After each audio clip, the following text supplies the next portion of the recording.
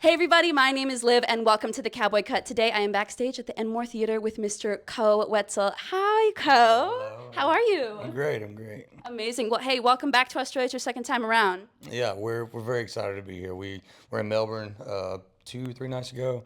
Now we're here in Sydney, so we're just making our rounds out here in Australia and having a lot of fun doing it. You were just here about a year ago now for CMC Rocks, and that was your first time in Australia, and this is your first headline tour. What are you excited to do in Australia as a headliner? You get a little more freedom, you know?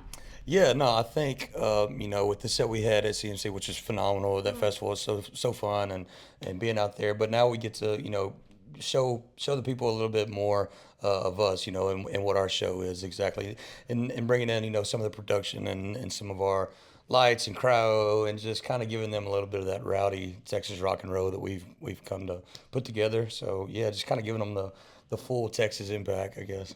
Absolutely. And you have you brought your family here to visit, come with you? No, I didn't. I left them at the house, and I'm telling them how terrible Australia is, so they don't want to come with. No, but no, no, so the time differences are crazy. So yeah, whenever I'm waking up, it's kind of them going to bed. But yeah, I had to leave them back in Texas. But hopefully next time we'll bring them out, or maybe I'll just come on a vacation out here sometime and bring them. But. Absolutely. You're welcome back anytime. And your little baby girl is about to turn 1. How crazy is that? It is incredible. And congratulations on your engagement to Bailey. That's incredible. Thank you. Yeah, we're very excited. Woods is about to be 1. She's like crawling, and I FaceTimed her earlier this morning, and she was saying "dada" and stuff. So it makes me miss her a lot actually. But no, we're having a great time out here, and with the engagement with Bailey and everything, we're ready to get back to see my girls. So. Yeah, absolutely. What parts of Bailey are you most happy to see in Woods? Probably her loyalty, and she's Bailey's a great girl. She's kind of been with me from the jump. We were kind of on and off for so long, but she's a phenomenal woman. She's a great mom. So yeah, just if she can be half the woman that Bailey is, I think we're gonna be all right. So yeah. That is the most wonderful thing ever. And you were saying on a couple of the podcasts I was listening to that you got interviewed on, like life is moving so fast, and with these particular tours, like life moves a million miles an hour. How has this particular tour? I mean, it's just started, but how have you been putting up with all the jet lag and whatnot? It's actually a lot better than it was last year with CMC because we drank a lot getting to Australia, and then the party never stopped the whole time we were here. So I feel like by the time I got over the jet lag, it was kind of like the hangover was starting to go away, and then we had to go home, and then we had to deal with it back in the States. But this time we were more well prepared. We drank a lot more water on the way up here, and actually it only took us about a day or two to get on Australia time.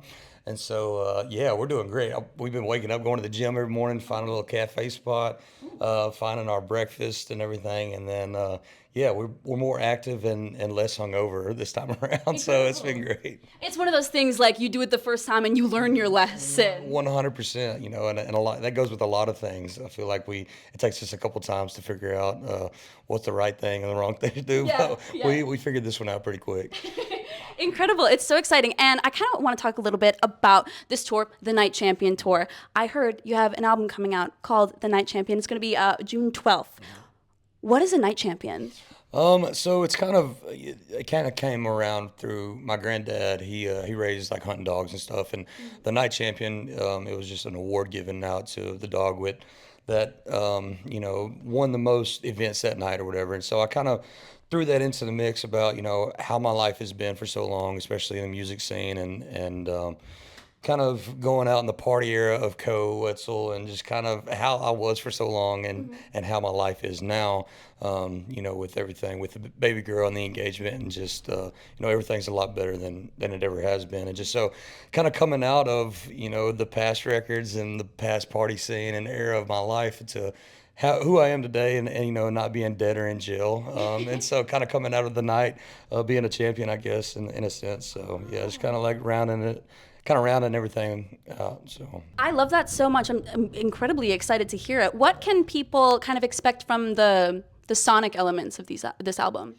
It's kind of a branch of the Nine Lives record that we did last year, 2 years ago. It's just kind of it's an evolution of everything that we've done the past 10 to 12 years of making music.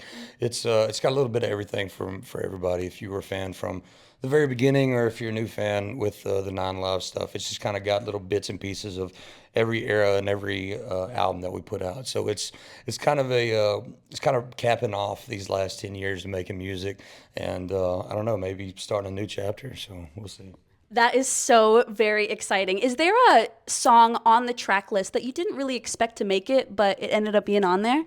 Damn near all of them, yeah. I think because working with Gabe Simon, we've got this process where we write the song and then we directly go into recording it. So we're writing the song, going straight into the recording process, and so a lot of them we had to set on for a while because we just didn't know. Like, honestly, I didn't know what the record, what the general sound was going to be or the idea was, and we had so many. You'll hear it on this record of how different a lot of these songs sound. There's not just one sound throughout the whole record. So I think a lot of them were kind of like maybe it'll make it, maybe not. But that's what the Night Champion was. I think that's kind of where we got to.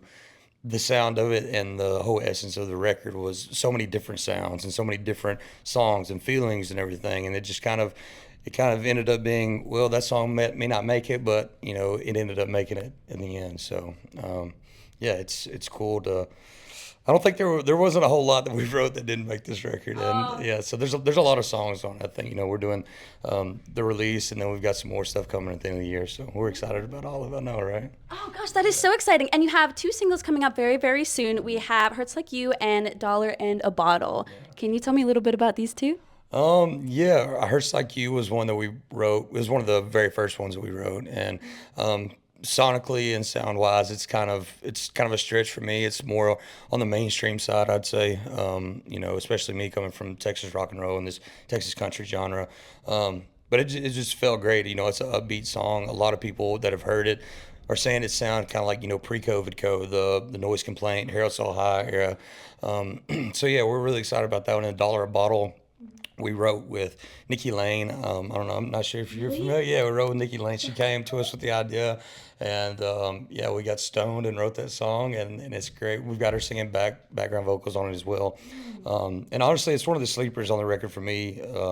People ask what's the favorite song on the record, and that "Dollar in a Bottle" is up there for me. It's got a little mellotron in it.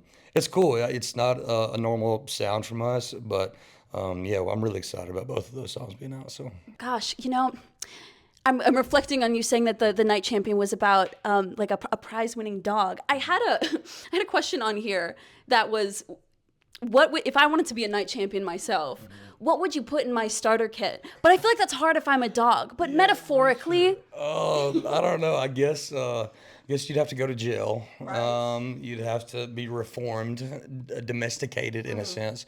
And that's what a lot of people they're calling me nowadays, is domesticated Koe, which I don't know if I like it or not, but I mean, whatever. As long as like I said, I'm not in jail or dead. So yeah, it's kind of all the things with just, I guess, being rehabilitated. I guess. absolutely. I don't know. We'll see. Once the record gets here, everybody can make their own assumption. How do you feel when you put a body of work like that and out into the world, and suddenly it doesn't just belong to you anymore, it belongs to all the listeners almost? I'm glad, because I've been listening to this damn thing for a year now, and through the mixing and mastering process, I'm kind of sick of the record already, if we're being honest. And now that the world's finna get to hear it, we got to go out and play it for another year or however long. But no, I'm really excited for everybody to hear this record. Like I said, it's just kind of like an accumulation of the past records that we put out the last 10, 15 years of making music, and so I'm really excited about it. But like I said, they're kind of getting repetitive for me now, because every time I hear them, I'm like, God. But no, we're really excited for everybody to hear it, and we hope everybody digs it as much as we do. Well, I certainly will. I can tell you that much.